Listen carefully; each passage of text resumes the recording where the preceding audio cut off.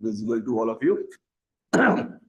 So, we are talking about Sai Math connect की हम बात कर रहे हैं और साई मैथ कनेक्ट में आज हमारा ये 26वां एपिसोड है जिसमें हम अलग अलग पैटर्न्स पे अलग अलग मैथ्स, फिजिक्स, केमिस्ट्री, बायोलॉजी पे बातें करते रहते हैं। और इसके साथ साथ हमने आपको मौका दिया है अपने परफॉर्मेंस को शोकेस करने का। हमने आपको मौका दिया हुआ है क्विज के थ्रू कि आप जितना समझते हैं उस चीज को आप समझा पाए हमें। तो आपको पता था कि एक क्विज जो है वो दिसंबर में कंप्लीट हो गई है। Another quiz we are going to have in this month only, यानी फरवरी 21 को हमारा ये क्विज है। आप इस क्विज के लिए पार्टिसिपेट कर सकते हैं। अगर आपने पहले से ही रजिस्टर कर रखा हुआ है तो आपको दोबारा रजिस्टर करने की जरूरत नहीं है। But if you haven't registered till now then you have to register once again. आपको रजिस्टर करना पड़ेगा और आपको आईसेक लर्निंग के ऐप पे जाकर ऐसा साई मैथ कनेक्ट का कोर्स दिखाई देगा। You can buy this course and this course you buy is a heavy term. Actually, you just have to pay the registration fee for the application of quiz, that is $100, and in this course you will get multiple modules, multiple booklets and everything you will getting, multiple lectures you will getting। और उसके साथ साथ ये course की validity 31 मार्च तक आपके पास है और आप इसके थ्रू ही इस क्विज में पार्टिसिपेट कर सकते हैं। क्विज में पार्टिसिपेट करने के लिए मैं जो कह रहा हूं उसका रीजन क्या है? उसका रीजन ये है कि क्विज में अगर आप पार्टिसिपेट करेंगे और आपने अच्छा परफॉर्म किया तो हम आपको definitely as a token of appreciation हम आपको गिफ्ट वाउचर्स देंगे, कैश वाउचर जो अमेजॉन पे आप सीधे यूज कर सकते हैं। हम आपको बहुत सारी बुक्स देंगे, हम बहुत सारा स्टडी मटेरियल देंगे, हम बहुत सारा आपको कंसेशन देंगे यानी स्कॉलरशिप देंगे फॉर आईसेक लर्निंग में कोर्स जो आप परचेज कर रहे हैं। तो ये पूरी की पूरी स्टोरी है इस चीज की। और लेकिन आज हम जो बात करने वाले हैं वो रामानुजम के बारे में बात करने वाले हैं। रामानुजम ने मैथ्स में क्या किया, मैथ्स में नंबरों का क्या खेल था, इस चीज को समझने की कोशिश करते हैं। इस चीज को नंबरों को समझने की कोशिश करते हैं क्योंकि इन्फिनिटी इज समथिंग जिसको समझना बहुत मुश्किल काम है। हमें लगता है हमारी सारी मैथमेटिक्स जो हम लगाते हैं वो सारी की सारी मैथमेटिक्स फेल हो जाती है जब हम रामानुजम की बात कर रहे होते हैं। बच्चों, रामानुजम एक आदमी थे जिनको कहा जाता है, आपको पता है कि इंडिया के बेस्ट मैथमेटिशियन पैदा हुए थे जिनकी कोई फॉर्मल ट्रेनिंग नहीं हुई थी। सेल्फ लर्न्ड आदमी थे यानी खुद से पढ़कर, किताबों से पढ़कर, सोचकर, समझकर कहा जाता था उन्होंने सब कुछ सीखा। हम कहने वाले तो ये भी कहते हैं कि उनके ऊपर सरस्वती माँ आ जाया करती थी जिसके थ्रू इनको इतना नॉलेज होता, इतना ज्ञान था, क्योंकि ऐसा पढ़ाने के बाद भी बच्चे नहीं पढ़ते हैं। और ये आदमी ऐसा मैथ्स में अभिरुचि लगाए हुए था कि वो कई बार एक बार क्या हुआ कि वहां पर लड्डू बांटे जा रहे थे और वो एक मंदिर में, जिस मंदिर में वो अपनी माँ के साथ गए थे और उस मंदिर में लड्डू बांट रहे थे तो दो दो लड्डू दे रहे थे और उन्होंने वहां पर रखे हुए लड्डुओं को तुरंत गिन लिया और लाइन में लगे लोगों को भी गिन लिया। उसने कहा भैया ऐसे दो दो मत बांटिए, आखिरी के जो 15 लोग हैं उनको लड्डू मिल ही नहीं पाएगा। उसने कहा तुम समझ नहीं लेते, हमें रोज का काम है, हमें पता है दो दो लड्डू से काम चल सकता है। और अंतिम में आखिरी के 15 लोगों को लड्डू नहीं मिल पाया तो वहां के लोगों को लगा ये छोटा बच्चा इतनी जल्दी सब कैलकुलेट करके कैसे बता दिया। तो रामानुजम की जो स्टोरीज हैं इतनी फैसिनेटिंग है मैथ्स में, और being an Indian we all proud of him. तो मैथ्स के नंबर्स को समझना, इन्फिनिटी को समझना, इन सारी बातों को समझना हमें रामानुजम ने सिखाया। रामानुजम ने इतनी सारी थ्योरम्स दी, इतनी सारी थ्योरम्स दी कि आज भी उनमें से कई थ्योरम जो है वो one of the most difficult questions में है। सही तो है पर उनका प्रूफ नहीं है। जो रामानुजम को फील आ गया था उसका प्रूफ नहीं है लोगों के पास। तो ये एक तरीका है, ये एक बात है, ये जो कहना चाहते हैं हम वो ये कहना चाहते हैं कि Ramanujan was a great mathematician. अब मैथमेटिक्स की बात हो रही है तो मैं अकेले मैथमेटिक्स में क्या करूं, तो मेरे साथ रमन सर आएंगे। हम और रमन सर मिलकर मैथ्स में बात करेंगे। रमन सर प्लीज आ जाइए। Thank you so much sir. हाँ, हम रामानुजम की बात करेंगे, हम इन्फिनिटी की बात करेंगे, हम और भी ग्रेटेस्ट मैथमेटिशियन जो हैं उनकी बात करेंगे जिन्होंने यहाँ पर कंट्रीब्यूट किया था। तो सबसे पहले रामानुजम के लाइफ के बारे में जानने की कोशिश करते हैं। सर, रामानुजम की लाइफ के बारे में आप बताइए कि क्या क्या इंफॉर्मेशन है। रामानुजम की शक्ल तो सब पहचानते हैं, आप इनके बारे में बताइए सर। सर ये तो गॉड का एक वरदान हम लोग इंडिया में कहा जाए तो, कि जो कि मैथमेटिक्स हम लोग करते हैं, कैलकुलेट करते हैं, वो बिना प्रोसेस के, बिना स्टेप के डायरेक्ट आंसर देना, मतलब उनके मन में ही चलता था कि ये चीज ऐसे होता है, और वो सही ही होता था। बहुत सारी चीजें, जैसे कि बहुत फेमस है पैराडॉक्स इनका, जो कि हम लोग अभी बात करने वाले भी हैं, कि पॉजिटिव नंबर्स 1 2 3 4 5 को इनफिनाइट नंबर तक ऐड करेंगे तो -1/12 होगा। वो उनके मन में चलता था, वो चीजों को फील कर पाते थे। हम लोग सोचते हैं, प्रयास करते हैं, कैलकुलेट करते हैं, वो बिना किए ही सोच लेते थे। और उन्होंने तो ऐसा बोला था कि देवी माँ उनके मन में सपने में आकर उनको सिखाया करती थी। और पता नहीं इसमें कितनी सच्चाई है, लेकिन हाँ ये जरूर है कि जो हमें रिजल्ट मिलता है वो तो सच्चा है सर। वो तो हम लोगों ने खुद फील किया है और करके देखा भी है। रामानुजम में जो इस पूरी की पूरी इनकी जी जो सर। समरी आपने लिखी है, सारी जी बातें अच्छी लग रही जी हैं। सर। एक ही बात है जो मुझे बहुत अच्छा नहीं लगा, परेशान करती है, वो ये है कि वो बहुत ही कम उम्र में, जी जी। बहुत ही कम उम्र में, यानी कि वो इस धरती से छोड़ के चले गए थे। ये एक आयरनी है यार। इतना इंटेलिजेंट आदमी को भगवान को इतनी जल्दी नहीं उठाना चाहिए। अगर वो और समय रहते तो पता नहीं मैथ्स में कितना चेंजेस क्रिएट कर देते, कितनी चीजें करते। उनका शायद जब वो लंदन गए थे तो वहां पर वो उनकी तबीयत सही नहीं रहती थी, बिकॉज वहां की ठंड बहुत ज्यादा थी, तो उसको शायद वो उनका बॉडी झेल नहीं पाई, बिकॉज वो साउथ इंडिया से बिलोंग कर रहे थे। और वहां पे जो मौसम हुआ था वो गर्म हुआ करता था, और वहां पे जब आप लंदन गए तो वहां की सर्दी वो बहुत मुश्किल हुई, जिसके कारण उनको क्षय रोग यानी टीबी जैसी एक बीमारी हो गई थी। शायद अगर मैं गलत हूं तो मुझे माफ करिएगा, पर हाँ ये शायद सही बात है। तो इसी बीच में जब भी रामानुजम का नाम आता है तो एक दूसरे मैथमेटिशियन का भी नाम आता है, क्योंकि उन्होंने ही रामानुजम की प्रतिभा को पहचाना। हमारे देश में तो जब रामानुजम की प्रतिभा थी लोग जानते तो थे, पर उसको सपोर्ट करने वाला, आपको ही पता है ये उस जमाने की बात है जब भारत देश आजाद नहीं हुआ था। पढ़ाई करना किसी गरीब बच्चे के लिए बहुत मुश्किल काम होता था, सुविधाएं मिलना बहुत मुश्किल काम होता था। उस दौरान की बात है। उस दौरान हमारे देश में कुछ लोग अगर चाहते भी होंगे तो भी वो उनकी रामानुजम की प्रतिभा के अनुसार उनकी मदद नहीं कर पाते थे। पर रामानुजम ने अपने एक लेटर में एक लंदन के मैथमेटिशियन जिनका नाम है जीएच हार्डी, उनको जीएच हार्डी को जब अपने सारे थ्योरम्स भेजे, तो उन थ्योरम्स में जब उन्होंने देखा, पहली बार में तो उन्होंने थ्योरम्स इग्नोर कर दी, पर अचानक से एक दिन उन्होंने जब थ्योरम को देखा, उनको लगा ये कौन बच्चा है यार, ये कौन बंदा इतनी बढ़िया बढ़िया बातें लिख रहा है, ये तो काफी पढ़ा लिखा, काफी पीएचडी किया हुआ आदमी लगता है। जब उनको पता चला कि इस आदमी के पास कोई फॉर्मल एजुकेशन नहीं है, तो उनको ये बात बहुत आश्चर्यचकित की, और उन्होंने कहा कि तुझे तो मेरे साथ आना पड़ेगा। और ये उन्होंने सोचा कि उनके लिए ये गौरव की बात होगी कि रामानुजम उनके साथ काम करे। तो ये हमारे लिए एक बहुत प्राउड मूवमेंट था। पर at the same time it is a sad moment also, because in India that time we have not supported this kind of prodigy। इतनी बड़ी आदमी को हम नहीं कर पाए। और शायद आज भी मुझे कई बार दुख होता है कि देश में हमारे और भी बहुत सारी प्रतिभाएं छुपी हुई हैं जिनका हम कहीं ना कहीं से सपोर्ट नहीं कर सकते। तो अगर आप को लगता है कि आप कुछ अच्छा कर सकते हैं और आपको किसी भी तरह की मीन्स की कमी है, तो आप हमसे डायरेक्टली कांटेक्ट करिए। हम जितना कर सकते हैं हम कोशिश करेंगे कि हम आपकी मदद कर सके। हम आपको इस पूरी की पूरी जर्नी में, अगर आपको लगता है कि आप काम कर सकते हैं, तो आप अपना काम हमें दिखाइए, अपनी मेहनत हमें दिखाइए, अपना परफॉर्मेंस हमें दिखाइए। हम हर चीज करने को तैयार है। इसीलिए मैंने कहा कि क्विज जरूर लिखिए। क्विज लिखेंगे तभी हमें पता चलेगा कि आप किस लेवल पे हैं, कहां पर एग्जिस्ट करते हैं। तो रामानुजम की स्ट्रगल बहुत बड़ी बात थी, लाइफ बहुत मुश्किल थी। इन्होंने, जैसे सर ने लिखा कि number theory, infinite series, mathematical analysis, इसमें बहुत प्रतिभावान थे। रामानुजम के बारे में एक कहावत थी कि वो पेड़ देख लेते थे ना तो बता देते थे कि पेड़ की हाइट कितनी है। मतलब देख कर बता देते थे, क्योंकि उनको इतना सेंस था। मतलब ये, क्योंकि जो बातें उन्होंने कही है ना बेटा, जैसे कि उन्होंने एक एजम्पशन एक जगह लिया कि पैरेलल लाइंस इन्फिनिटी मिलती हैं। इससे उन्होंने कई लिमिट के प्रॉब्लम सॉल्व करने की कोशिश की इस बात का यूज करके कि we can assume that they are meeting at infinity. Understanding infinity is a difficult job, because infinity आपको भी पता है कि क्या होता है। इन्फिनिटी का मतलब होता है, इन्फिनिटी का रिप्रेजेंटेशन है जो बताता है एक ऐसा नंबर जिसको हम सोच नहीं सकते। अगर आपको इन्फिनिटी समझ में नहीं आती होगी, अगर मैं आपसे पूछूं कि भैया इन्फिनिटी प्लस इन्फिनिटी कितना होगा, तो आप कहेंगे सर ये भी इन्फिनिटी ही होगा, ये आपको ही पता है।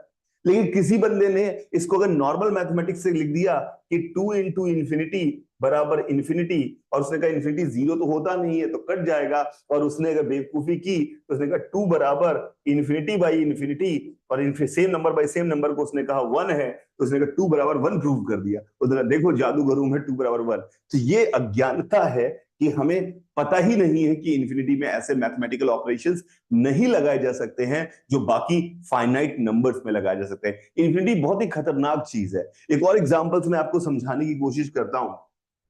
फॉर एग्जाम्पल, हमने यहां पर एक लाइन खींची, ये वाई एक्सिस है और ये एक्स एक्सिस है हमारे पास। ये वाई एक्सिस है और ये एक्स एक्सिस एक है, और हमने एक लाइन खींची यहां पर, ये जीरो है हमारे पास, इस जगह ये जीरो है और यहां पर हमारे पास वन है। जीरो है और हमारे पास यहां पे वन है। अगर हमने y इक्वल टू 1/x, अगर y इक्वल टू 1/x की बात कर रहे हैं, तो x टेंडिंग टू, जब y इक्वल टू, एक काम करता हूं मैं, y इक्वल टू 1/x+1 कर देता हूं। y is equal to 1/x+1 करता हूं। जब x की वैल्यू जीरो है तो y की वैल्यू कितनी आ रही है? x की वैल्यू जीरो है तो y की वैल्यू 1 आ रही है, और x की वैल्यू इंफिनिटी है तो y की वैल्यू जीरो आ रही है। हाँ। इसका मतलब ये फंक्शन कुछ इस तरह का ड्रॉ कर दिया हमने। बिल्कुल। इसका मतलब क्या हुआ? अगर आप देखें तो हर x के लिए कोई एक y मिल रहा है, हर x के लिए कोई एक y मिल रहा है। इसका मतलब यहां से यहां जितने नंबर हैं उसकी करस्पॉन्डिंग हमें यहां से एक नंबर मिल रहा है। यहां से यहां नंबर जो है वो तो 0 से 1 के बीच में लाई कर रहे हैं। 0 से 1 में कितने नंबर लाई करते हैं? Infinite number. और यहां से यहां कितने नंबर है? 0 से इन्फिनिटी नंबर है, इसमें भी इनफाइनाइट नंबर है। पर इसके हिसाब से क्या दिख रहा है सर, कि यहाँ के हर नंबर के करस्पॉन्डिंग यहाँ एक नंबर है, यानी कि इसमें जितने नंबर हैं उतने ही इतने नंबर हो नंबर है। तो अगर इन दोनों में बराबर नंबर हैं तो 0 से 1 में जितने नंबर हैं, 0 से इन्फिनिटी में, 1 से इन्फिनिटी में उतने ही, 0 से इन्फिनिटी में ठीक है, हाँ। में उतने ही नंबर हैं। इसका मतलब है क्या मैं कह सकता हूं कि 1 से इन्फिनिटी में कोई नंबर ही नहीं है?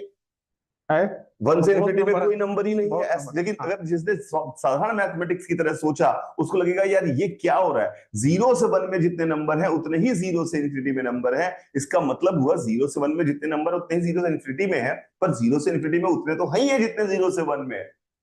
तो 0 से 1 वाले हटा दें तो 1 से इन्फिनिटी वाले, 0 से 1 में 0 से 1 में बराबर है, 0 से 1 और 0 से इन्फिनिटी बराबर है। इसके बाद 1 से इन्फिनिटी में कोई नंबर ही नहीं है, पागल हो जाएगा आदमी, सोचेगा क्या? तो ये वो अज्ञानता है जिनको अभी इन्फिनिटी समझ में नहीं आती, क्योंकि इन्फिनिटी ऐसे काम नहीं करती जैसे नॉर्मल नंबर्स हमारे काम करते हैं। वो फंडामेंटल ऐसे काम नहीं करता। मेरी बात समझ में आई तेरे को क्या कह रहा हूं मैं? इसको अलग लेवल से फील करना ही होगा। ये चीजें सबको दिख रही है कि एक्स के जितने अलग वैल्यू डाल रहे हैं, वाई के अलग वैल्यू मिल रहे हैं। मिलने के बावजूद ये भी इन्फिनिटी नंबर, इसमें जितने नंबर है इन्फिनिटी है, उसमें भी है, लेकिन फिर भी वो अलग अलग है। जब तक अगर इसको इन्फिनिटी को जो फील नहीं करेगा, उनको ये अचानक इजिली समझ में नहीं आएगा। बिल्कुल सही बात है। आगे आपने सर उनके चाइल्डहुड के बारे में टेम्पल कनेक्शन की कहानी बताइए, क्या है सर ये? तो इसमें वो बचपन में वो मतलब स्पिरिचुअलिज्म से जुड़े हुए रहते थे हमेशा, मतलब धर्म का, माता का, भगवान का बात करना, माता जी का बात करना, उनके सपने में आना, उनको डायरेक्ट मैथमेटिक्स का प्रूफ देना, डायरेक्ट मैथमेटिक्स का रिजल्ट देना। उस बेसिस पर वो ये नहीं कहते थे कि मैंने सोचा। हमेशा कोई बहुत बड़ा आदमी होता है, आप देखो अमिताभ बच्चन को देखो, कोई भी चीज उनकी बड़ाई करोगे तो आप वो क्या कहते हैं कि नहीं नहीं, मेरे में उतनी बड़प्पन नहीं, मैं उतना महान नहीं हूं। तो वैसे ही वो उतना बच्चा जो बचपन में ही ये बात बोलता था कि नहीं मैंने नहीं किया, मेरे को भगवान ने या माता ने आकर हमें बताया, नींद में, सपने में, और मैं उसको बता रहा हूं। और जितने रिजल्ट हुआ करते थे वो सही होते थे, जिसमें हम लोग कोई भी कैलकुलेशन में जाते हैं, वो कोई कैलकुलेशन में नहीं जाते थे, डायरेक्ट रिजल्ट देते थे। मतलब उनका एक सोच जो था ना, वो आम आदमी की सोच से बहुत ही अलग था। वही हम लोग आज फील करने वाले हैं। और बच्चा एक पूछ रहा है कि इन्फिनिटी का यूज क्या होता है। इन्फिनिटी का बहुत ज्यादा यूज है बेटा। इन्फिनिटी एक्चुअली कहते किसे हैं? इन्फिनिटी, पहली बात कहते किसे हैं? इन्फिनिटी की एक सिंबल है। इन्फिनिटी कोई ऐसा नंबर नहीं है जिसके बारे में जैसे 10 है तो you have a sense of 10 things. Infinite things का कोई सेंस नहीं है। इनफाइनाइट थिंग का मतलब होता है you have a number greater than greatest, greater than any number you can think of। कोई भी नंबर आप सोचे उससे बड़ा, यू कैन थिंक ऑफ। आपने कहा यू कौन है सर? अब मैं यू तुम पे तो नहीं कहूंगा, तुम तो कौन साला करोड़ के ऊपर ना सोच पाओ। मैं कह रहा हूं यू इज गॉड। अगर गॉड एक नंबर सोचे, उससे भी एक बड़ा नंबर जो होगा उसका नाम इन्फिनिटी है। यानी anybody among anybody, I mean this is a very very powerful statement. No, हम कम से कम एक चीज ऐसी सोच पा रहे हैं कि हम उसे सोच नहीं सकते। ये सोच पाना भी एक बहुत बड़ी बात है कि एक ऐसा नंबर की हम बात कर रहे हैं जिसको हम सोच नहीं सकते। ये पता नहीं, अगर आप थोड़े उम्र दराज होंगे, बड़े होंगे, तो आपको लगेगा ये तो गीता सार है यार, ये तो पूरा का पूरा ज्ञान है यहाँ पे इन्फिनिटी में छुपा हुआ। इसलिए कई बार कहा जाता है कि परमात्मा अनंत है। अनंत का मतलब है कि हम सोचे ही नहीं सकते वो अनंत है। जब जब रामानुजम कहते हैं कि दो पैरेलल लाइनें इन्फिनिटी पे मिलती हैं, तो उनका सिर्फ ये कहना होता है कि वो कभी नहीं मिलती है, कभी नहीं मिलती हैं। तुम्हें लगेगा कि, उसने कहा कि मिलती है चल के दिखाओ, उन्होंने कहा तुम जाओ भैया, हमें नहीं पता कहाँ है इन्फिनिटी। तो इन्फिनिटी इतनी दूर जगह है जहां पे पहुंचा नहीं जा सकता। तो रामानुजम बड़ा बढ़िया नंबर्स में खेलने का उनका बड़ा मन रहता, नंबर से खेलना बड़ा इंटरेस्टिंग था। बचपन में मैं भी, मुझे भी बहुत अच्छे अच्छे नंबर पसंद आते थे। एक नंबर मुझे बहुत अच्छा लगता है, जैसे आप कभी अपने अपने अपने कैलकुलेटर में करके देखिएगा कि अगर एक 49 आपने नंबर लिखा, तो ये एक परफेक्ट स्क्वायर है, इसका 7 का परफेक्ट स्क्वायर है। अब इसके बीच में खोल के मैंने एक 4 और 8 डाल दिया, 4489। तो जैसे मैंने 4489 डाला, इसका अंडर रूट करेंगे तो वो 67 का वो अंडर रूट आ जाएगा। फिर मैंने इसको खोला, फिर से एक 48 डाल दिया, फिर से एक 48 डाल दिया, ये अब 667 इसका स्क्वायर रूट हो जाएगा। फिर इसको खोला और फिर से एक 44, ये हमने यहां पर 48 डाल दिया और हमने 889 ये हमने लिखा, ये अब 6667 का स्क्वायर हो जाएगा। तो ये जब नंबर बचपन में मुझे पता चला, मेरे को बड़ा मजा आया, मेरे को ये बहुत सही चीज यार है, ये तो ऐसा बढ़िया होता जा रहा है कि इस तरह से, ऐसे कई बार होता है ना कि नंबर टेबल याद करना बहुत आसान लगता है। जैसे बचपन में सिखाए थे 9 की टेबल कैसे लिखनी है, तो वो कहते थे कि 9 की टेबल ऐसे लिखो भैया, 0 1 2 3 4 5 6 7 8 9, और फिर यहां से लिखो 0 1 2 3 4 5 6 7 8 9। तो कब ये 9 की टेबल हो गई। तो दीज आर द बचपन की जो ट्रिक्स थी, बचपन के जो मेथड्स थे नंबर से खेलना, ये कितना हम सभी को एज एन इंडियन, मुझे लगता है हमारे इनहेरेंट खून में होता है कि नंबर से खेलने में बहुत मजा आता है। शायद जिनका थोड़ा सा इंक्लिनेशन होता है मैथ्स की तरफ, उनकी बात कर रहा हूं, मेरे आसपास के दोस्त भी हुआ ऐसा करते थे, तो ये नंबरों से खेलना बड़ा इंटरेस्टिंग लगता था। तो इस तरह से ये जो कुछ नंबर है, ये बहुत प्रभावित करते थे, बहुत प्रभावित करते हैं, बहुत प्रभावित करते हैं। नंबरों को देखकर उनके बारे में कुछ सोचना कि इसमें क्या खास बात है। जैसे कि मैं अपने बच्चों के साथ ये गेम खेलता रहता हूँ कि जब भी गाड़ी जाती है सामने, इस गाड़ी का नंबर पढ़ो, मैंने कहा इस गाड़ी के नंबर के बारे में 3 बातें मुझे बताओ जो तुम्हें पसंद आई हो। मैं हमेशा अपने बच्चों के साथ जब रास्ते में होता हूँ ये गेम खेलता हूँ कि सामने गाड़ी का नंबर है, उस गाड़ी के नंबर को पढ़ो और उस गाड़ी के नंबर के बारे में 3 बातें बताओ जो तुम्हें लगा कि ये बहुत ही यूनिक है। तो पहले तो वो आसान होता है, इवन ऑड बोल देते हैं कि इवन है, ये ऑड है, तो वो मैंने कहा ये नहीं चलेगा। फिर मैंने अब बंद कर दिया कि अब वो 6ठी 7वीं में पहुंच गए, तो मैंने उसको मन बंद कर दिया रायन से कहना कि भैया ये मत बताना ये इवन है ऑड है, ये मुझे नहीं जानना, कोई और बात बताओ, क्या ये प्राइम है कि ये नहीं है कि क्या है। इस तरह की बातें सोचने की कोशिश करो कि क्या इसमें खास बात है। तो ये आप भी करते रहेंगे तो दिमाग चलता है, दिमाग चलने से बहुत चीजें बढ़ती है। दिमाग एक ऐसा है, देखिए अगर मुझे अपना बॉडी बनानी है तो मुझे जिम में जाके बॉडी की एक्सरसाइज करनी पड़ेगी। अगर मुझे अपना दिमाग तेज करना है तो मुझे दिमाग की एक्सरसाइज करनी पड़ेगी। व्हाट इज दिमाग की एक्सरसाइज? सोचना, अच्छे से सोचना, एनालाइज करना ही दिमाग की एक्सरसाइज होती है। It's a good habit of thinking. तो रामानुजम का चैप्टर हमने, ये इन्फिनिटी के चैप्टर हमने सिर्फ इसलिए उठाया है कि आपके मन में एक क्यूरियोसिटी डेवलप कर पाए कि नंबर्स के साथ खेलना, मैथ्स में ये जो नंबर्स दिखते हैं ये कितने सुंदर हैं। और जो रामानुजम ने कहा कि मुझे सपनों में आते थे, ये उनका साधारणपन था। एक्चुअली अगर आप देखें कोई आदमी किसी काम में पूरी तरह से विलीन हो तो वो अपने सपनों में भी वही काम उसके चलता रहता है। कहा जाता था कि जो केकुले हैं, केकुले को बेंजीन का स्ट्रक्चर उनके सपने में आया। डार्विन सॉरी आर्किमिडीज हैं, नहाते नहाते लेटे हुए, आंख बंद करके लेटे थे, तो उनके सपने में आया, उनको ध्यान आया कि अरे यार ये तो बॉयंसी फोर्स का मतलब ये होता है। तो दीज आर द थिंग्स, जो आदमी जितना इन्वॉल्व होता है वो उस तरह के सपने भी देखता है। तो ये चीज हमें समझ में आनी चाहिए कि मैं क्या कह रहा हूं और क्यों हमने रामानुजम के बारे में बात करने का आज डिसाइड किया आप छोटे बच्चों के साथ। चलिए आगे बढ़ते हैं सर, आगे बढ़ते हैं। Lost notebook and hidden discoveries, ये क्या है सर, समझाइए मुझे। उनका बुक मतलब खो गया था, तो वहां पर मिला, जॉर्ज एंड्रयूज को मिला, और वहां से उन्होंने उसमें जो भी इनकम्प्लीट चीजें, मतलब जो मार्केट क्या मतलब मैथमेटिक्स में नहीं थी, धरातल पर चीजें नहीं थी, उन्होंने रिसर्च की हुई थी। और वो बुक देखने के बाद उन्होंने फिर उसको उजागर किया और बताया कि नहीं, रामानुजन सर ने ये सोचा था और उस चीज को धरातल पर फिर लेकर आए, एंड्रयू सर। अच्छा, तो जी यानी आप कह रहे हैं कि उनका अनपब्लिश रहा और ये 1920 से उनकी किताब खोई रही जी सर। और 1976 में 1976 में जॉर्ज एंड्रयू नाम के मैथमेटिशियन ने इनकी किताब को लॉस्ट नोटबुक के नाम से पब्लिश किया और कहा कि भैया ये इनके अनफिनिश्ड वर्क हैं, ये काम किए हुए हैं और उस पर बहुत बड़े ग्राउंड ब्रेकिंग रिजल्ट है। आज भी लोग कहते हैं कि स्ट्रिंग थ्योरी का जो फंडामेंटल्स है उनमें रामानुजम की बहुत सारी थ्योरम्स है, कई सारी चीजें अगर आप रामानुजम के बारे में सर्च करेंगे तो उनके काम के बारे में चर्चाएं अलग अलग जगहों पे आज भी इस्तेमाल की जाती हैं। तो Ramanujam was a great name, that's why we are going to discuss. हम जिस पैराडॉक्स की बात कर रहे हैं उस पर भी आएंगे, पर पहले रामानुजम ने और क्या क्या चीजें की थी और भी क्या मैथमेटिशियन है। इंडिया इस तरह के मैथमेटिशियंस का देश रहा है। इंडिया में ऐसे बहुत सारे मैथमेटिशियन रहे हैं जिन्होंने ऐसे अलग अलग तरीके के काम किए हुए हैं। हम उनके बारे में भी थोड़ी थोड़ी वो बात हमेशा करें। फॉरेन को चैलेंज किए, दुनिया को चैलेंज किए ही हैं, ये भी हैं और भी आर्यभट्ट हो गए। बिल्कुल सही बात है। जी। ये क्या हुआ सर, उनका लेटर किसने इनकी लाइफ को चेंज कर दिया था? क्या स्टोरी है सर इस कहानी की? ये कहानी क्या है? 1913 में वो कोई लेटर लिखे थे, जीएच हार्डी को लिखा था उन्होंने, मतलब अपना उनके पास जो रिसर्च थी ना वो उनके पास पहुंचाने के लिए। ठीक है। ये मैंने किया हुआ है। तो फिर वहां पर वो उन्होंने देखा तो आश्चर्य किया कि नारे ये चीज कैसे सोच सकते हैं जो आपने शुरू में बतलाई इन बच्चों को, कि ये मतलब ऐसी चीजें जो कहीं है नहीं। और उन्होंने सोचा और सोच के फिर उनके पास पहुंचाया कि नहीं हमारे पास ये लेटर है, ये हमने किया हुआ रिसर्च। तो वो उनको लगा कि बिना किसी पढ़ाई का कोई बच्चा ऐसा कैसे कर सकता है, जो पीएचडी करके भी लोग नहीं सोच पाते हैं। वो सर लेटर का कहानी है।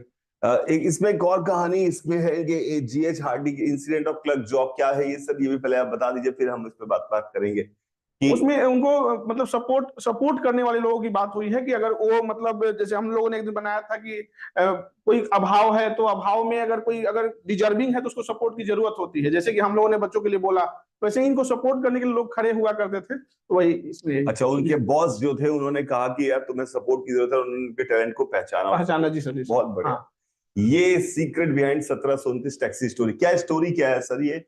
गाड़ी के नंबर हॉस्पिटल में थे तो गाड़ी के नंबर 1729 था। तो उनका जो सीनियर उनका नाम मैं बोल रहा हूँ हार्डी। हाँ, हार्डी सर ने उन्होंने बोला कि ये नंबर क्या रखा है, ये कैसा इंटरेस्टिंग नंबर, क्यों 1729 गाड़ी का नंबर कैसा नंबर होता है। तो उसको स्माइल देकर उन्होंने जवाब दिया था कि 1729 बड़ी यूनिक नंबर है।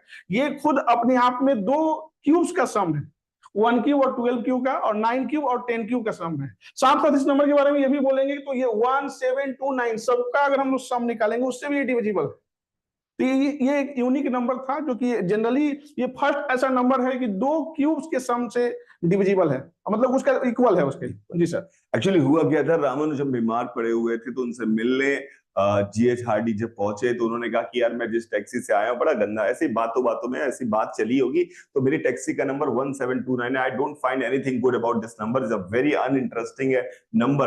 रामानुजम ने जैसे सुना 1729, उन्होंने कहा अरे भाई साहब 1729 से बढ़िया नंबर कोई नहीं हो सकता। इट इज द नंबर, 10 का क्यूब 1000 होता है, 9 का क्यूब 729 होता है, if you add them up 10 cube plus 9 cube तो 1729 हो रहा है। उसके अलावा उन्होंने कहा कि एक और ऐसा पेयर मिल जा रहा है, 12 का क्यूब और 1 का क्यूब दोनों के दोनों जो है मिलाएंगे, 12 का क्यूब 1728 होता है और 1 का क्यूब 1 होता है, उनका समेशन 1729 है। Is a first number which has a property of this, यानी कि अगर नंबर डिजिट में हम बढ़ते जाएं 1 से लेकर 1729 तक जाएं तो ये पहली बार ऐसा नंबर मिलेगा जिसमें ये प्रॉपर्टी है। और सर ने इसमें एक एड ऑन प्रॉपर्टी की कि 1729 जो है वो 171 प्लस 7 प्लस 29 की वैल्यू 19 है और 19 को अगर 1729 से भाग दिया जाए तो वो भी भाग जाता है, यानी कि उसका जो समेशन ऑफ डिजिट्स है वो भी इस तरह की है कि काम चल जाता है। और ये भी सर फैक्टर भी है, मतलब एपी में 3 प्राइम नंबर्स हैं। हाँ, जिसका प्रोडक्ट है ये, मतलब फैक्टर करने पर इसे आ रहा है, तो ये भी एक इसकी प्रॉपर्टी है। यानी कि प्राइम फैक्टराइजेशन जब कर रहे हैं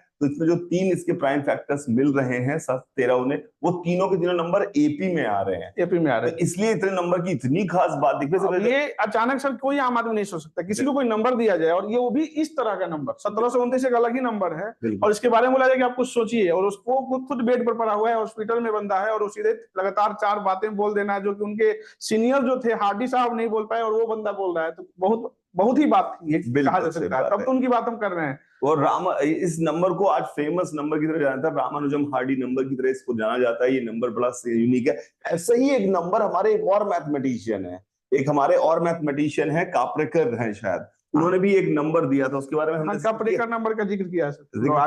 आगे है, दिखाइए मुझे वो नंबर की खास, वो बड़ा इंटरेस्टिंग नंबर है काप्रेकर नंबर 6174 है ना। हाँ सर, काप्रेकर नंबर। हाँ तो ये यही पीछे वाला, यही हाँ। तो कापरेकर नंबर जो है 6174 क्या है, इस नंबर की खास बात क्या है? इस नंबर की खास बात क्या है कि आप कोई भी नंबर लीजिए 4 डिजिट का, कोई भी नंबर लीजिए 4 डिजिट का, तो अगर आप उस नंबर को 4 डिजिट का नंबर अगर आप ले रहे हैं और उसका लार्जेस्ट नंबर बनाइए और उसका स्मॉलेस्ट नंबर बनाइए और उनका डिफरेंस निकालिए, फिर जो नंबर बने फिर उसके साथ यही करिए, करते रहिए करते रहिए करते रहिए, अंत में आपको मैक्सिमम या 7 तो स्टेप, मैक्सिमम 7 स्टेप जाना पड़ेगा, मैक्सिमम 7 स्टेप जाना पड़ेगा। अंत में या तो आपको यही नंबर 6174 मिलेगा या जीरो मिलेगा, या जीरो मिलेगा। जीरो भी मिल सकता है क्योंकि अगर आपने नंबर ले लिया भाई साहब 1111, आपको मैंने ये तो नहीं कहा था कि नहीं, तो आपको इसका डिफरेंस निकालेंगे तो उल्टा सीधा एक ही आएगा, तो इसकी वैल्यू जीरो होती है। हाँ। या तो जीरो मिलेगा या तो 6174 ही वो नंबर है, लेकिन डिफरेंट वाले में जीरो नहीं मिलेगा। डिफरेंट वाले में जीरो हाँ, बिल्कुल तो नहीं। अगर डिफरेंट वाला कोई भी 4 डिजिट का नंबर लिया जाए और उसके, ये इन्होंने लिखा हुआ except when all digits are same, because all digit अगर सेम नहीं ले होंगी सकते। हाँ, तो अब उस केस में जीरो मिल रहा होगा। तो ये कापरेकर नंबर भी बड़ा फेमस नंबर है, शायद आपने भी अपने स्कूल में पढ़ा था। यस यस यस, तुम्हें पता था, ये बहुत बढ़िया है।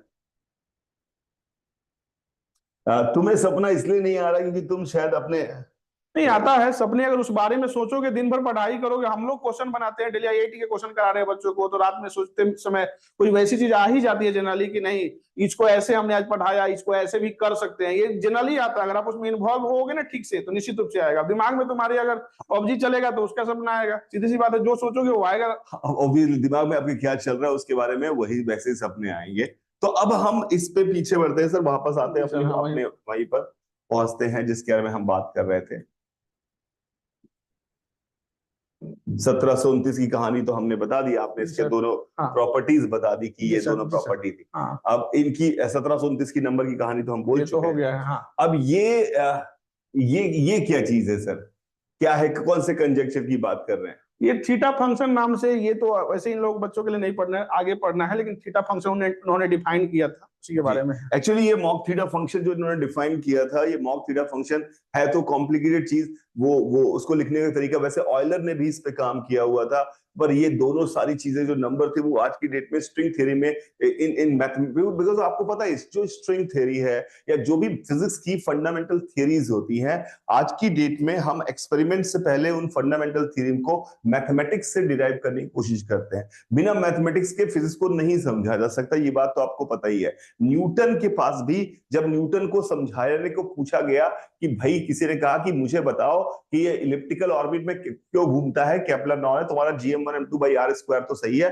पर केपलर लॉ के हिसाब से इलिप्टिकल ऑर्बिट में घूमता है, प्रूव करके दिखाओ। न्यूटन ने कहा रुक जाओ। न्यूटन 4 दिन बाद है, उन्होंने पहले एक नया मैथ्स का डिपार्टमेंट ही खड़ा कर दिया, कैलकुलस। उन्होंने कैलकुलस डिराइव किया और तब उन्होंने उसको बाद में प्रूव करने की कोशिश की। बिना मैथ्स के कुछ हो नहीं सकता। तो मैथ्स की कुछ ऐसी थ्योरम है जिनके बेसिस पर हम नई नई थियरीज को इजाद करते हैं, नए नए फंडामेंटल सीखते हैं, और जिसमें से ये इनकी एम थीटा फंक्शन थी जिसके बारे में बात की थी। आगे सर, ब्लैक होल फिजिक्स वगैरह में भी ये सब बिल्कुल बिल्कुल। ये तो वही हमने जो पहले बताया है कि बिना किसी प्रूफ के डायरेक्ट रिजल्ट आना, ये बात हमने कर दी है, बच्चों को बतला दिया है कि ये सपने में सोचना। अब इन्वॉल्व रहोगे तो निश्चित रूप से आएगा ही आएगा। अब थोड़ा सा हम लोग कम इन्वॉल्व होते हैं, वो पूरी तरह से इसी में डिवोटेड थे, वो बचपन से। हाँ, ये इनकी एक आदत में था, ये अपनी इनकी कॉपी में जो अनफिनिश्ड नोटबुक है उसमें कई कई कुचर मुचर लिखा रहता था, कुचर मुचर लिखा रहता था, कई कई चीजें, और ये कुछ प्रूव ज्यादा नहीं करते थे। ये जनरली बोलते थे यही तो होगा, इसका मतलब इसकी वैल्यू इतनी ही तो होगी, तो उन्होंने इसकी वैल्यू इतनी ही होगी ये बात को लिखने की कोशिश की। तो ये इनका कहानी थी। क्या है सर ये? सर ये रॉयल सोसाइटी फेलोशिप में इनको फर्स्ट मैथमेटिशियन थे जहां इनको मतलब जगह मिला था, ये उसके बारे में लिखा हुआ है। अब लीजेंडरी थे तो निश्चित रूप से इनको कहीं ना कहीं वहां पर सम्मानित किया गया एक तरह से उनको। ये सही है, सही है, सही है। लेगेसी इनकी थी ही, ये तो सही है। अब ये तो अब हम आते हैं जिस पैराडॉक्स की हम बात करने वाले थे कि रामानुजम थ्योरम, इसको आप सर्च करेंगे। वैसे मैंने इस पे 2 वीडियो बनाए हैं, काफी फेमस वीडियो है मेरे, वो काफी मार्केट में अलग अलग तरीके का रुझान है उनका, कई लोगों को बहुत आज का टाइटल इसी पर बेस्ड है और मेनली आज इसी को समझना है। ठीक है, तो अब हम इसके बारे में बात करने वाले हैं। ये एक थ्योरम है। अगर मैं आपकी मैथमेटिक्स, जिस मैथमेटिक्स को हम समझते हैं, जिस मैथमेटिक्स को हम प्रूव करते हैं, पढ़ाई करते हैं, जो मैथमेटिक्स हमें पढ़ाई जाती है, उसके हिसाब से ये लिखा जाना अब मेरी बड़े बोल हो सकते हैं, ये लिखा जाना जो है वो गलत है, लेकिन इन्होंने इसका कई लोगों ने अलग अलग तरीके से प्रूफ दिया। पर इसका प्रूफ जब कोई दे रहा है, इसका प्रूफ नहीं दिया जा सकता, क्योंकि इसका प्रूफ अगर कोई देने की कोशिश कर रहा है तो वो कहीं ना कहीं एक मिस्टेक कर रहा है, मैथमेटिकल ब्लंडर कर रहा है। अदरवाइज तो अगर मैं एक मिस्टेक अलाउ हो तो मैं दुनिया में कोई भी चीज प्रूव कर सकता हूं। आपसे मैंने कहा कि भैया, किसी ने मुझसे कहा कि 4 इंटू 0 इक्वल टू 5 इंटू 0, और मैंने 0 0 काट दिए और मैंने कहा 4 इक्वल टू 5। आप कहोगे बताओ इसमें क्या गलती है? आप कहेंगे कि सर ये गलती आपकी है, यहाँ बहुत दृष्टतया गलती है, मतलब दिखाई देने वाली गलती है कि 0 ऐसे कट नहीं सकते, 0 ऐसे कट नहीं सकते। पर दिखाई देना तुम्हारी समझ में और ये दिखाई नहीं देना, दोनों का मतलब ये नहीं कि तुम्हारी, क्योंकि तुम जो देख रहा है उसमें क्या, उसको समझ में आ रही है उसको क्या गलती की है उसने। जैसे एक पजल है, उस पजल में क्या है, वो लैंग्वेज का खेल है, समझने की कोशिश करेगा, फिर मैं वापस आऊंगा। एक आदमी ने क्या किया कि एक आदमी ने कहा कि भाई दुकान से 3 दोस्त सामान लेने गए और सब दुकान पे मेन मालिक नहीं था और उसका एक नौकर यहां पर बैठा हुआ था। नौकर ने उससे पूछा, लोगों ने पूछा ये सामान कितने का है? उस नौकर ने बोला कि ये 30 रुपए का सामान है, 30 रुपीज का सामान है। इन तीनों ने 10-10 मिला के उसको 30 रुपीज दिए और सामान लेके, ये थिंग जो इन्होंने खरीदी वो लेके चले गए। फिर इसका मालिक आया, मालिक ने कहा क्या हुआ, क्या बेचा? उसने कहा ये 30 रुपए का बेचा है। उसने कहा भैया 30 रुपए का क्यों बेचा? ये तो 25 रुपए का माल है, तुमने उनको 5 रुपए ज्यादा ले लिए, जाओ इसको 5 रुपए दिए कि जाओ उनको लौटा के आओ। अब उसको याद था कि यार ये तो 3 दोस्त आए थे, 5 रुपए मैं कैसे लौटाऊं?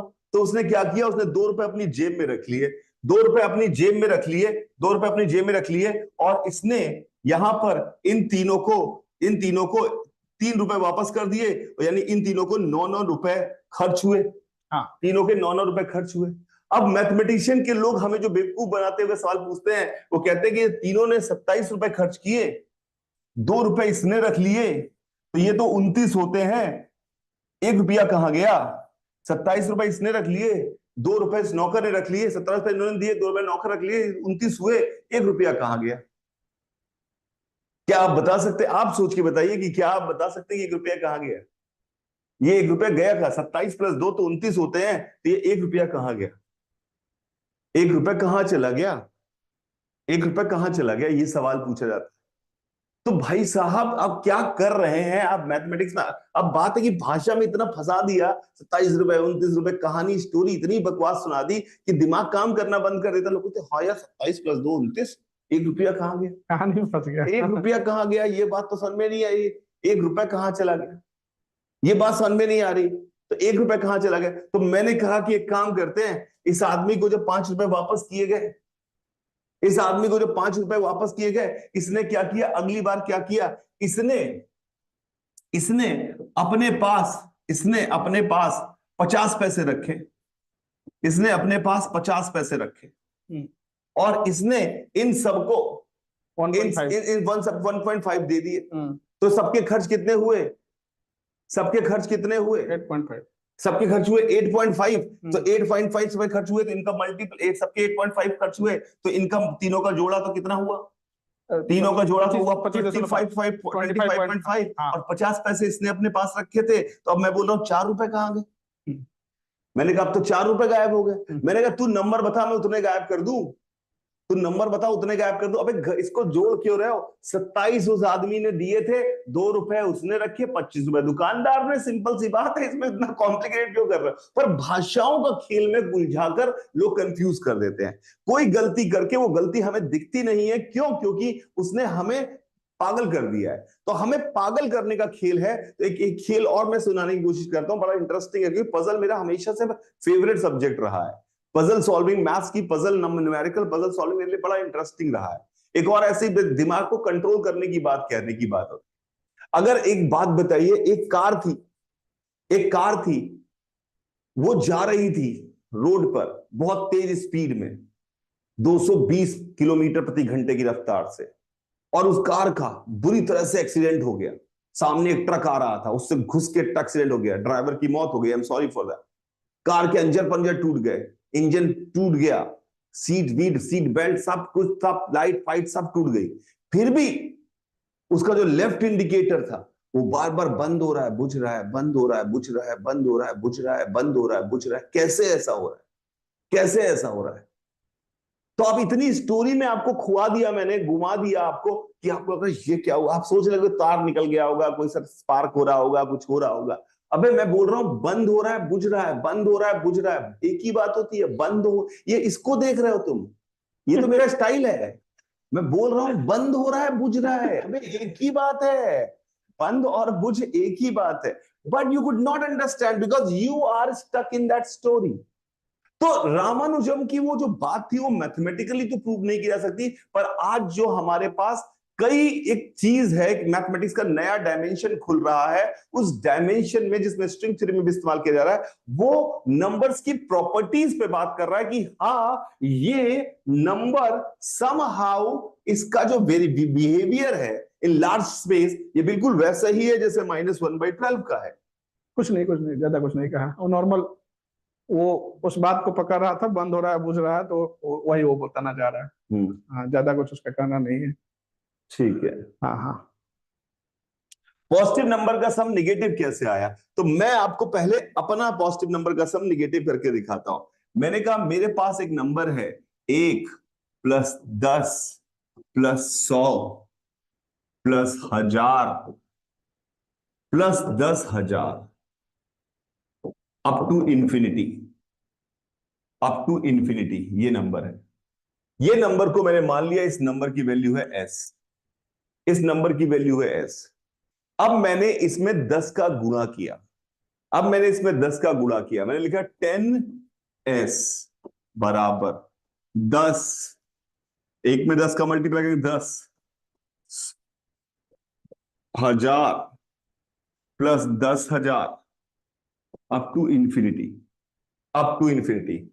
अब मैंने इन दोनों इक्वेशंस को घटा दिया, तो s में से 10s घटा तो आया -9s। इधर आया पहला नंबर 1 है, किसी से नहीं घटा, 10 10 से, 100 100 से, 1000 1000 से, 10,000 10,000 से, सब कटते जाएंगे। जितने भी नंबर है आगे सब कटते जाएंगे, तो जैसे सारे नंबर कटते जाएंगे तो इससे सिर्फ एक ही बचेगा, तो -9s = 1 आ गया। तो s की वैल्यू कितनी आ गई? -1/9। s की वैल्यू आ गई -1/9। s की वैल्यू -1/9 आ गई। इसका क्या मतलब हुआ? इसका मतलब यह हुआ कि 1 + 10 + 100, 1 + 10 + 100 + 10,000 + 10,000 अप टू इंफिनिटी की वैल्यू है -1/9। -1/9। क्या आपको यह बात समझ में आई? क्या गलती है? क्या आप मुझे बता सकते हैं कि मेरे इस काम में गलती क्या है? What mistake I have done? What mistake I have done? What mistake, Sneha? Sneha, please try to tell me what mistake I have done. मैंने क्या मिस्टेक की है इस पूरे कैलकुलेशन में? कैलकुलेशन में आपको फिर से दिखाता हूं। s को लिखा मैंने 1 + 10 + 100 + 1000 + 10,000 अप टू इंफिनिटी। 10s को लिखा मैंने, उसमें 10 का मल्टीप्लाई कर दिया, तो ऑब्वियसली 1 से जब 10 का मल्टीप्लाई करेंगे तो 10 आएगा, मैंने यहां लिख दिया बस। 10 से करेंगे 100 आएगा, 100 से करेंगे 1000 आएगा, 1000 से करेंगे 10,000 आएगा, और इस तरह से मैं लिखता चला गया, लिखता चला गया। तो अगर मैं इन दोनों को घटाऊंगा तो सारे नंबर कटते चले जाएंगे, क्योंकि बाद में तो नंबर सब बराबर ही हैं, कटते चले जाएंगे, सिर्फ इधर एक बचेगा। तो -9s इधर आया, बराबर 1 आया, तो s की वैल्यू -1/9 आई। क्या गलती है? क्या गलती है? अबे -9 उस साइड जाके 9 हो जाएगा, ये थोड़ी होता है, भाग देते हैं ना, इतनी मैथ्स तो आती होगी। -9 इधर आएगा तो -1/9 हो जाएगा। 9 भी हो जाएगा तो चलो, तो भाई तुम्हारी गणित को मान लेते, फिर भी 1 + 10 + 100 + 10 ये 9 थोड़ी हो जाएगा। क्या गलती है इसमें? गलती है? बताओ। कोई गलती बता सकता है इसमें? क्या गलती है? आपको क्या लगता है सर, कहां पर हमने कहां पे कचरा मचाया? इसमें सर ये इनफाइनाइट नंबर तक के लिए है, तो हाँ। ये तो ऐसे करेंगे नहीं, और बच्चों को समझना पड़ेगा कन्वर्जेंट और डाइवर्जेंट वाला, तो ये तो अभी वो समझ नहीं पाएंगे। नहीं, इसमें तो हम अगर मोटा मोटा लेमैन लैंग्वेज में बात करें सर, जी तो आप कह रहे हैं कटता चला गया, हाँ लेकिन कटते कटते आपने कहा पूरा काटो, क्योंकि हाँ। इसमें इसमें एक पीछे रह गया। इसमें जो नंबर है वो हाँ। एक इधर और है हमारे पास था, जब मल्टीप्लाई करके गए। हाँ, नॉर्मल अगर ऐसे समझा जाए कि ये अगर एग्जैक्ट कुछ होता हाँ, तो ये अगर खिसक गया तो ये आगे तक गया, आगे तक गया, आगे तक आखिरी वाला करोड़ों अरबों वाला नंबर तो हमने मिस कर दिया मिस ना। कर दिया ना। हाँ, उस मिस नंबर को करने के चक्कर पर वो दिख ही नहीं रहा मिस करता हुआ। तो एक्चुअली इस नई मैथमेटिक्स को, इसको, लेकिन ये बड़ा, ये जो रिजल्ट है ना, ये जो मैंने लिखा है, ये पावरफुल रिजल्ट है, क्योंकि जो आपको दिखाई दे रहा है, जो आपको समझ में आ रहा है, जो आपको दिखाई देने वाली चीज है, जो आपको अल्टीमेटली दिखाई देने वाली चीज है, उस दिखाई देने वाली चीज की अगर हम बात करें, तो उस दिखाई देने वाली चीज में आपको कभी भी वो लास्ट वाला नंबर दिखेगा नहीं। आपको जो दिखेगा वो ये एस की वैल्यू -1/9 प्लस कुछ बड़ा सा नंबर और लिखा हुआ है 0000 करके, इसके अलावा 000 करके और भी एक नंबर लिखा हुआ है, अंत में 1 आएगा।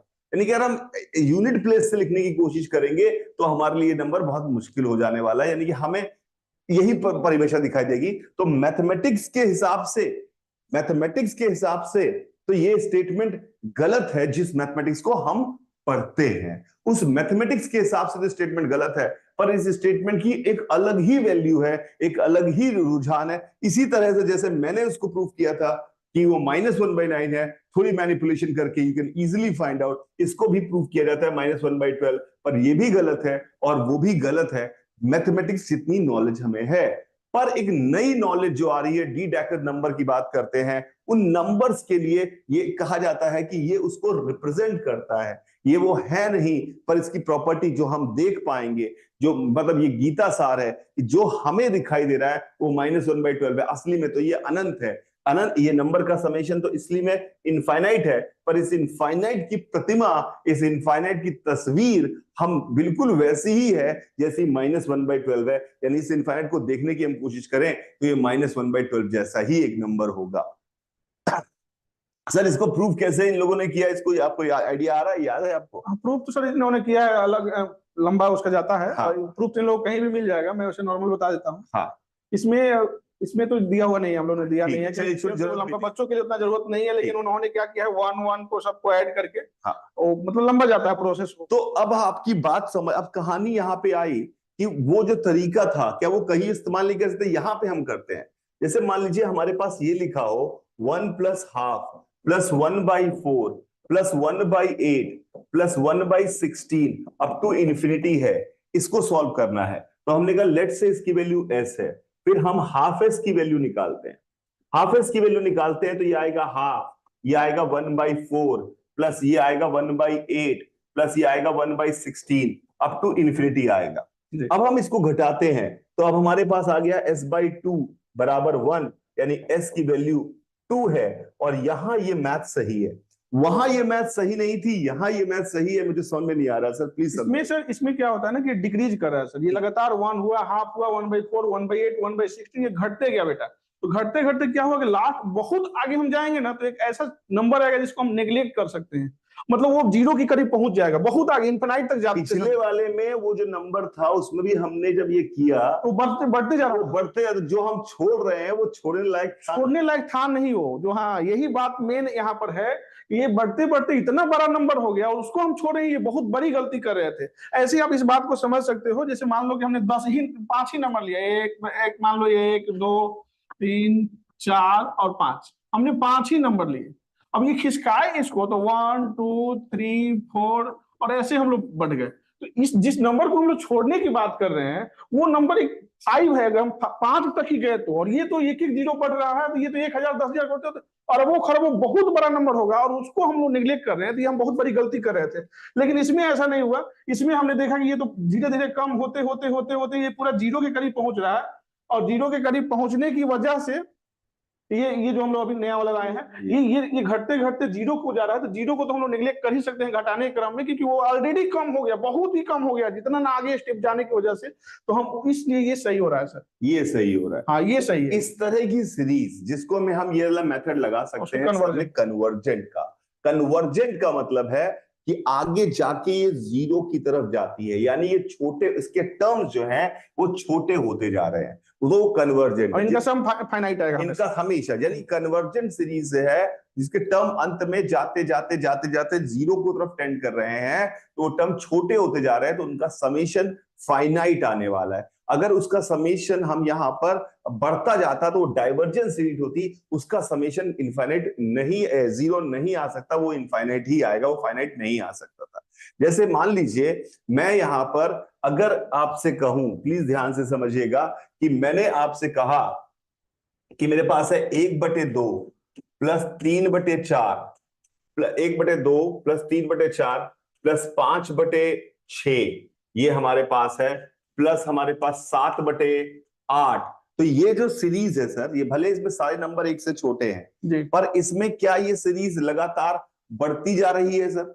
ये जैसे कि 1/2 है, 3/4 है, बढ़ रही है जी, ये बढ़ रही है। हाँ बिल्कुल। तो इसका मतलब है ये डाइवर्जेंट सीरीज है। हाँ, ये डाइवर्जेंट सीरीज है। हाँ बिल्कुल। तो अगर ये डाइवर्जेंट सीरीज है, इसका समेशन 100% इन्फिनिटी ही आने वाला है, इसका समेशन फाइनाइट नहीं आ सकता, इसका समेशन फाइनाइट नहीं आ सकता। लेकिन अगर हमारे पास सीरीज होती 2/1 प्लस 4/3 प्लस 6/5, इस तरह की सीरीज होती है अगर हमारे पास 6/5, तो इसका अगला सीरीज होती 8/7।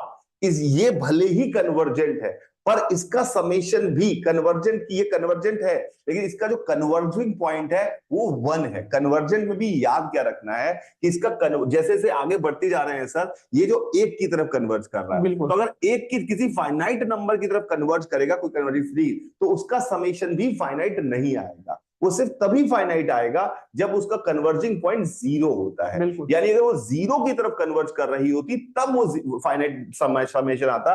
ये जो कन्वर्जिंग सीरीज है ये भी छोटी होती जा रही है, ये भी छोटी होती जा रही है, पर इसका छोटा होने पर भी एक फाइनाइट वैल्यू 1 पे आके रुक रही है। जी जी बिल्कुल। इसलिए इसका भी समेशन नहीं किया सकता। तो आप वो जो तरीका हमने आपको सिखाया, फाइनाइट किसका आएगा? Only those infinite series with convergent to zero, which are converging to zero, जिसके लास्ट टर्म जीरो को टेंड कर रहा है, उसके चांसेस हैं हमारे जीरो फाइनाइट आने के। इसके अलावा जितनी भी सीरीज है जिनको जो फाइनली जीरो कन्वर्ज नहीं कर रही हैं, उनका समेशन तो हमेशा इनफाइनाइट ही आएगा। और इन्फिनिटी में हम कभी भी नॉर्मल मैथमेटिक्स नहीं लगा सकते, यानी इन्फिनिटी इंटू इन्फिनिटी भी इन्फिनिटी होता है, इसका मतलब इन्फिनिटी बराबर 1 नहीं होता, कट नहीं सकते, जुड़ नहीं सकते। यानी आप ये नहीं कह सकते कि a प्लस बी बराबर सी है तो a बराबर सी माइनस बी है, ऐसा नहीं कर सकते, ऐसा फंडामेंटल नहीं लगाया जा सकता। यहां तक इन्फिनिटी माइनस इन्फिनिटी को जीरो तो बोल ही नहीं सकते कभी भी। इन्फिनिटी माइनस इन्फिनिटी को भी सर ने कहा कि इन्फिनिटी माइनस इन्फिनिटी की वैल्यू 0 किसी को नहीं पता कितनी होती है, क्योंकि इन्फिनिटीज में ऑर्डर्स होते हैं। ऑर्डर्स मतलब कि बड़ी इन्फिनिटी और छोटी इन्फिनिटी का भी खेल है, वो फील करना पड़ता है, वो सिचुएशन पर भी डिपेंड करता है कई बार। हाँ बिल्कुल सही बात है, वो आपको अलग अलग सिचुएशंस में आपको देखना पड़ेगा कि क्या है। लेकिन एक बात सर बच्चों को बोलना पड़ेगा, जो हम लोग अभी कर रहे थे, बच्चे हो सकता है कंफ्यूज रह जाए, उनको ये बोलना पड़ेगा कि ये सच्चाई ही है, बस फील करने की बात है। इसका प्रूफ कहीं भी मिल जाएगा, मैथमेटिकली प्रूफ किया हुआ बहुत जगह आप यूट्यूब पर कर लो, कहीं भी सरकारी वीडियो पढ़ाऊंगा। मैथमेटिकल प्रूफ सही नहीं है, मतलब लेकिन मैथमेटिकली प्रूफ तो आप कर सकते हो, प्रूफ करने में जाएगा, लेकिन हाँ वो सही नहीं है। वहां पर कहीं ना कहीं जैसे हमने यहाँ पर छोड़ दिया, जैसे हमने बोला कि बड़े नंबर को हमने छोड़ दिए, यहाँ पर दूसरे प्रूफ में सबने दिखाया कि जिसमें जीरो जा रहा था इसलिए उसको हमने छोड़ दिया, लेकिन कुछ वैसे प्रूफ लोगों ने किया हुआ है उसमें। अब ऐसे सर वो एक इवन नंबर तक सम करेंगे, ये एस के लिए ऐसे ऐसे 1 माइनस 1 ऐसे वाला। हाँ। तो ये इवन नंबर तक जाएंगे तो जीरो, ये इवन लेंगे तभी जीरो होगा। और एस एक और एस प्लस वन माइनस 1, हाँ 1 यहाँ हाँ प्लस माइनस प्लस ऐसे जी सर। तो ये ऐसे करने पर अगर इवन लेंगे तो सर मैंने गलत लिख दिया, 1 माइनस 1, हाँ 1 minus 1 plus 1 minus 1 plus minus 1 ऐसे करते जाएंगे हम लोग, ठीक है। तो यहाँ पर क्या है कि अगर हम ऑड नंबर तक लेंगे तो क्या होगा, और इवन नंबर तक लेंगे तो क्या होगा। ऑड लेंगे तो जीरो होगा, इसको जनरली लोगों ने बोला है कि जीरो होगा, ठीक है। इवन लेंगे तो, और ऑड लेंगे तो 1 बन जाएगा। तो इसमें क्या है कि जब इन्फिनिटी तक जाएंगे तो यही ये क्लियर नहीं कि ऑड होगा कि इवन होगा, तो वहां पर ये स्टेप गलत लेके लोगों ने प्रूफ किया हुआ है। तो ये प्रूफ मैथमेटिकली जितना हम सोच सकते हैं, एक आम आदमी आम जनता जितना सोच सकती है, उस हिसाब से वो गलत ही किया हुआ है। लेकिन हाँ सर ने जैसे सोचा है, रामानुजन सर ने, वो कुछ उनका अलग ही थिंकिंग है, वो फील करना पड़ता है। उसके लिए स्पेशली सर ने वीडियो बनाया हुआ है, आप सर्च मारोगे आपको यूट्यूब पर दिखेगा। तो एक्चुअली क्या है कि हम इस चीज को अगर हमारे पेपर में आ जाए कि इसका समेशन बताइए, तो आप तो इसका समेशन इन्फिनिटी बताएंगे। पर ये सिर्फ रेटोरिक पॉइंट ऑफ व्यू से आपके अभी जानने की जरूरत है कि यार रामानुजन ने इसको माइनस, इसलिए इसको पैराडॉक्स कहा गया, हमने इसको पैराडॉक्स कहा, ना कि इसका हमने, कोई प्रूफ नहीं होता। इसका प्रूफ नहीं है और ये कंफ्यूजिंग है, पैराडॉक्स है ये। तो ये हमारे पास सीम्स इम्पॉसिबल है, कन्वेंशनल सम नहीं है सर ने लिखा, पर स्पेशल मैथमेटिकल टेक्निक में आज की डेट में हम बात करते हैं। यहाँ पर रेगुलर अर्थमेटिक रीजन क्या था कि क्यों नहीं कर सकते कि इसका समेशन, क्योंकि ये मेन रीजन था कि डाइवर्जिंग सीरीज में आप ऐसे रेगुलर अर्थमेटिक्स नहीं लगा सकते। खुद वो इन्फिनिटी तक जाता है ना, इसलिए। ठीक है, ये जो आपने दूसरा सीरीज, जैसे एक और भी बात थी सर, जैसे कोई बोलता है हमसे कि साइन एक्स बाई एक्स की वैल्यू है जी, तो इसके बारे में क्या कहना है सर? लिमिट अगर एन इन्फिनिटी की तरफ जाए तो इसकी वैल्यू जीरो बोल देते हैं। इसकी value infinity zero, x infinity में जाएंगे तो इसकी वैल्यू जीरो होती है जी। ठीक है। और अगर मैं सिर्फ साइन एक्स की वैल्यू बोलूं, limit x tend to infinity sir, तो वो उस समय से बदलाना पॉसिबल नहीं होता, वो क्या होता है, ऑसिलेट करता है -1 से 1 के बीच में, तो एग्जैक्ट वैल्यू कोई नहीं बदला सकता। तो अंतर समझने की कोशिश करिए, जब हम साइन एक्स बाई एक्स कर रहे हैं तो साइन एक्स जितना भी बदल जाए -+1 के बीच में रहता है, पर ये एक्स कह रहा है मैं इतना छोटा हूं तो कुछ भी हो अल्टीमेटली मेरी वैल्यू तो जीरो ही होने वाली है, क्योंकि एक्स में बड़ा हो गया तो 1/x बहुत छोटा है, ऊपर तुम्हारी वैल्यू फाइनाइट की रेंज में ऑसिलेट कर रही है। चलो वहां क्या होता है ना, मेरे हिसाब से कि कॉम्पेयर हो जाता है। यहाँ पर क्या होता है ना कि -1 से 1 के बीच में और उसके सामने इन्फिनिटी है, इन्फिनिटी होने के कारण ये जीरो हो जाता है। और यहाँ पर इन्फिनिटी कोई बात हो नहीं रही, इसकी वैल्यू -1 से 1 के बीच में है, यानी हम उसकी वैल्यू को नहीं बता सकते। तो ये इस तरह की सीरीज को हम कहते हैं ऑसिलेटिंग। ये जो ऑसिलेटिंग पॉइंट होते हैं, इनके एंड वाले पॉइंट पर क्या वैल्यू है हमें नहीं सर ये पता। डिपेंड करता है, कई बार ऐसे बोला जाता है बच्चों के बोलचाल में कि ये लाइन छोटा है कि बड़ा है। हम्म। तो ये छोटा है कि बड़ा है अगर किसी से पूछा जाए तो डिपेंड करेगा कि किसके बगल में खड़ा है। अगर इसके बगल में खड़ा है तो छोटा है, इसके बगल में है तो बड़ा है। तो वैसे ही यहाँ पर ये इन्फिनिटी होने की वजह से ये जीरो हो गया। बिल्कुल सही जी बात सर। है। तो अल्टीमेटली इन्फिनिटी का हम सिर्फ एक सेंस कर सकते हैं, इन्फिनिटी को समझना बहुत मुश्किल काम है। पर एक बात बड़ी, आपने भी शायद, आप इस पे एक आध वीडियो और है बहुत अच्छे हैं, एक इनफाइनाइट होटल वाला एक वीडियो है, उसको देखिएगा, वो बड़ा इंटरेस्टिंग वीडियो है, ताकि आपको समझ में आएगा कि इनफाइनाइट का मतलब क्या होता है। So this is a way, this ये जो थी कॉमन मिसकंसेप्शन जो है, लिटरली ये नहीं करता है, बिल्कुल सही है। मैथमेटिकल टूल्स हमारे वाले फंडे से हम नहीं काम कर सकते, ये सारी चीजें जो हमने पढ़ी है। तो रामानुजम का जो पूरा का पूरा वर्क था, वो बहुत सारी चीजें आज भी हम अपनी ज्ञान की मैथमेटिक्स जो हमारे पास है उससे प्रूफ नहीं कर सकते हैं। आज भी ऐसी बहुत सारी चीजें रामानुजम की थ्योरम्स हैं, आप सर्च करिएगा कि रामानुजम की वो थ्योरम्स बताइए जो अभी तक प्रूव नहीं हुई है, you will get plenty of such theorems, ऐसी बहुत सारी थ्योरम मिल जाएंगी। तो ये पूरी की पूरी कहानी जो है, पूरी की पूरी बात जो है, वो हमने रामानुजम पे आज की है, वो सिर्फ और सिर्फ आपके अंदर एक विश्वास जगाना कि आप सोचेंगे तो आप भी कुछ कर सकते हैं। जब बिना सफलता पाए, बिना मेहनत, बिना सपोर्ट के एक आदमी इतना बड़ा नाम पा सकता है, तो आप तो जरूर ही ये काम कर सकते हैं। अब हम अगली बात जो हम करने वाले हैं वो ये है कि हम 1 घंटे बाद हम आपको फिर से मिलेंगे, मैं, मेरे साथ बायो के सर होंगे और हम बात करेंगे एवोल्यूशन की, यानी एवोल्यूशन थ्योरी पे बात करने वाले हैं। एवोल्यूशन थ्योरी मतलब आपको ही पता है कि हम धीरे धीरे करके, हम पहले बंदर थे और हम इंसान हो गए, बंदर से पहले हम क्या थे क्या नहीं थे, वो सारी कहानी जो डार्विन थ्योरी है, लैमार्कियन थ्योरी है, और कौन कौन सी लोगों ने क्या क्या बात की है, कौन सही कौन गलत, डार्विन की थ्योरी कब काम आएगी, लेमा की थ्योरी कब काम आएगी, क्या अभी भी हम इवॉल्व हो रहे हैं या नहीं, इस इन सारे क्वेश्चंस का हम आंसर देने के लिए 1 घंटे बाद मिलेंगे। And we really love to know कि आप अपने कमेंट्स में बताइए, हमें बातें करिए कि आपको मैथ्स में कोई ऐसी पजल पता हो, मैथ्स में कोई ऐसी बात पता हो, तो आप कमेंट में जरूर लिखिए कि सर इसका आंसर निकाल के दिखाओ। We are definitely going to answer that particular question. So this is how we are going to end our discussion today. पर आप 1 घंटे बाद जरूर रहिएगा, और जिन बच्चों ने क्विज में रजिस्टर नहीं किया है, please do register, because quiz का रजिस्टर करेंगे तभी हमें पता चल पाएगा कि आप कितने लायक हैं। और अगर आपने उस क्विज में अच्छा परफॉर्म किया तो बिलीव करिए, आपके जितने भी अभाव हो उन सबके अगेंस्ट जाकर हम आपकी भरपूर मदद करेंगे, और हम कोशिश करेंगे कि आप अपने जीवन में सफलता पाएं, और हम जितना भी योगदान कर सकते हैं करने की कोशिश करेंगे। Other than these gift vouchers, ये सब तो हम देंगे ही देंगे, पर इसके अलावा भी हम आपके पूरे जीवन भर की पढ़ाई के लिए आपकी मदद करने को तैयार हैं, अगर आप में काबिलियत है। ये हम वादा करते हैं कि अगर आप में काबिलियत है तो हम आपके साथ खड़े हुए हैं। Thank you very much. Bye रहेगा सभी को. Enjoy your life if you find it enjoyable. Otherwise, make it, because the most important thing in life is to be happy. तो खुश रहिए. खुश रहना सबसे जरूरी है. That is the point we want to make. Negative numbers का सम, सारे निगेटिव नंबर्स का सम मिलाकर पॉजिटिव बिल्कुल नहीं आ सकता. बहुत सारे निगेटिव नंबर को जोड़कर पॉजिटिव नहीं आ सकता, और बहुत सारे पॉजिटिव नंबर को जोड़ के भी निगेटिव नहीं आ सकता. दोनों ही चीजें संभव नहीं है, पर हम ऐसा गलती करके कर सकते हैं. और शायद आगे जाने वाले सोचने के तरीके, कई बार हमें बड़ी चीजें, आज क्वांटम फिजिक्स में जो बातें होती हैं, अब धीरे धीरे हो सकता है कि वो बहुत आम बातें लगने लगे. जैसे आपके लिए वाईफाई और इंटरनेट और ये चीजें आम बातें की तो ऑब्वियस बात है, पर आज से 200 साल पहले किसी को बोलते कि ऐसा भी हो सकता है, तो लोग कहते हैं हाँ हाँ हाँ तुम तो बात कर लो, ऐसा भी हो सकता है. सही कह रहे हो. और उससे भी 2000 साल पहले लोगों को इलेक्ट्रिसिटी की बात कर रहे होते और ये बताते कि मैं यहाँ पढ़ाऊंगा और आप वहां बैठ के पढ़ेंगे, ऐसा संभव हो सकता है, तो लोग नहीं मानते, क्योंकि वो उनके लिए कॉमन सेंस में. तो हम इवॉल्व तो कर रहे हैं, हम, हमारे लिए कॉमन सेंस है. आपको लगेगा इंटरनेट इज ऑब्वियस थिंग. हमारे जमाने में इंटरनेट इज, मेरे पिताजी से पूछेंगे तो इंटरनेट उनको लगेगा क्या चीज है, क्या बना दिया गया है. आई होप मैंने आपका आंसर दे दिया लक्कड़, and you got the point. Thank you very much. Bye रहेगा सभी को. Enjoy your life if you find it enjoyable. Otherwise, make it. फिर 6 PM में जुड़िए आप लोग.